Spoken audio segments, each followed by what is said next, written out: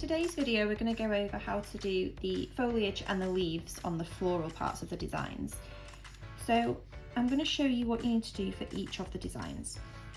So the first thing we're going to do is all the stems.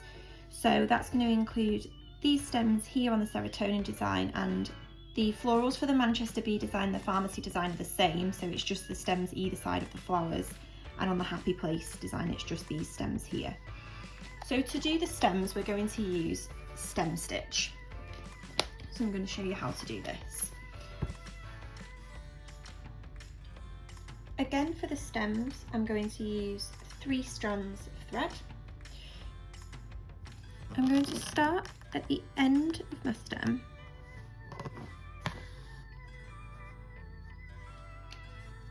and I'm going to go down to do my first stitch.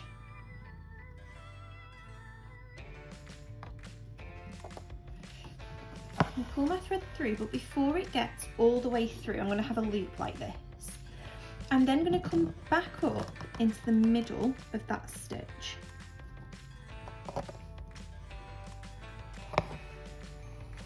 and pull it through.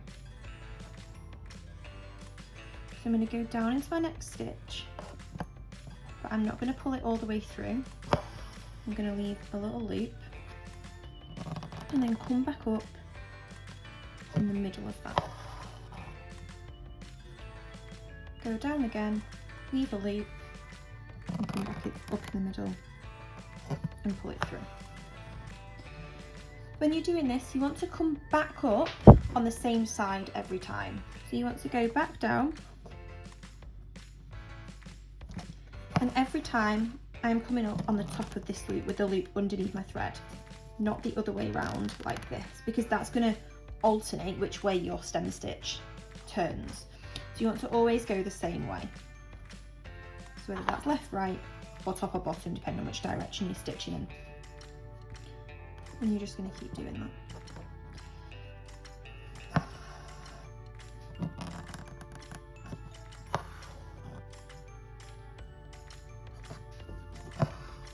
When you get to the last stitch of the line, you're just going to do a normal stitch, and then you're going to start again on your next stem. Here I can jump from here to here, because this line at the back of my work here is going to be covered up by this flower, so you're not going to see it anyway through the front. So we're going to go down to the end of this stem here and work in stem stitch again for that stem. And you want to do that for all the stems on your pattern. Once we've done the stems, we're going to then move on to the leaves, and there's a couple of different stitches we're going to use for this. I'm going to tell you which ones apply to which leaves on which pattern. So you can change your colour now to have a different colour from your stems, but I'm just going to use the same colour green for mine. So we're going to start off with how to do these leaves on the serotonin design. You can also use this same stitch to do the leaves on the Manchester Bee and the pharmacy design, or you can do the one that we're going to do next. So the first stitch that we're going to do is the lazy daisy stitch for these leaves. In order to do this, you're going to come up at the bottom of the leaf and you're going to go back down at the other side on the bottom of the leaf, but you're not going to pull the thread all the way through. You're going to leave it so there's a loop. You're then going to come up at the top of the leaf, through the loop, and pull that. So then you end up with this loop here. And then you're going to go back down into your fabric just behind the thread of that loop to secure it in place.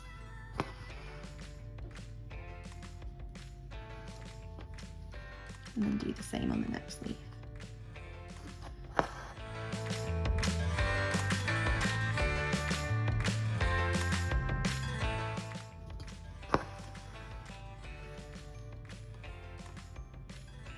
So come back up through the loop, pull it, try not to pull it too tight, otherwise your leaves will go really thin, and then back down just behind the loop to secure it. Up at the bottom of the leaf, back down at the other side, the bottom,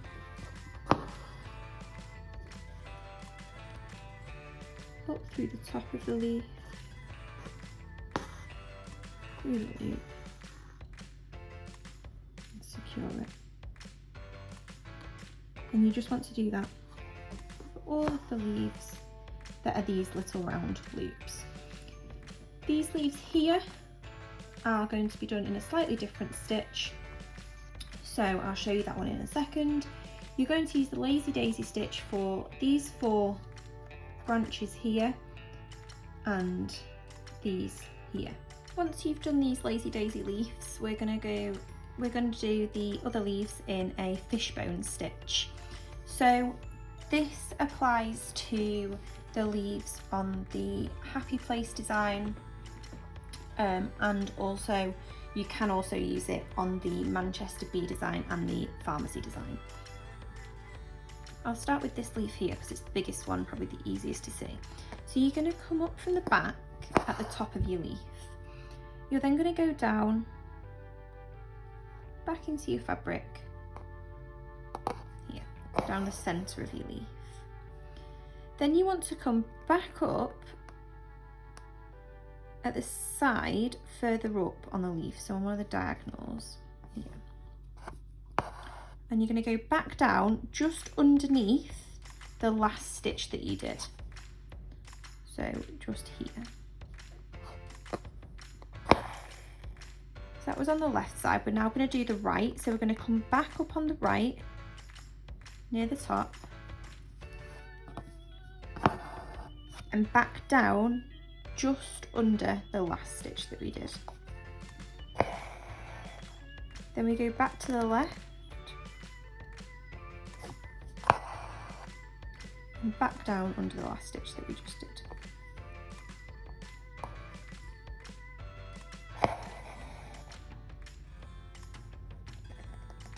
Back up on the right to the side and back down under the last stitch.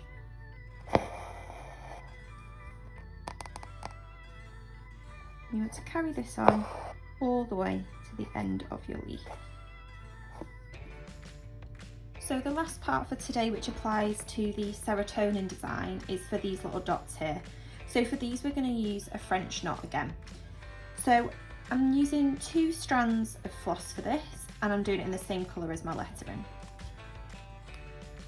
So to do the French knot, we're going to come up through the back of our fabric where we want the French knot to be, and I've knotted the end of the thread as well.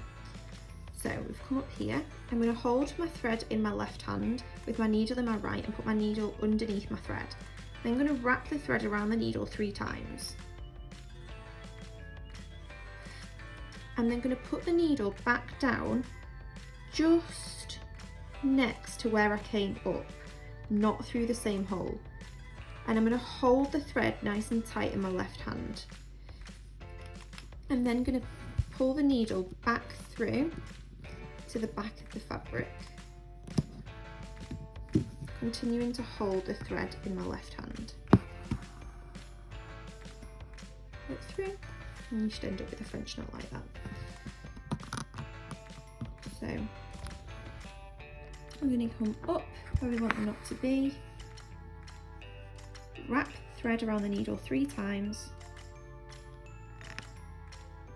back down into the fabric just near to where we came up, hold it tight in our left hand and pull the needle through. And you want to do these for all the dots. You can vary the size of your French knot by varying the amount of threads that you use, the number of strands, or by varying the number of times that you wrap the thread around the needle. That will vary how thin or thick your knot is. That should then complete all the leaves and foliage for today, and tomorrow we will just finish off with sewing the flowers.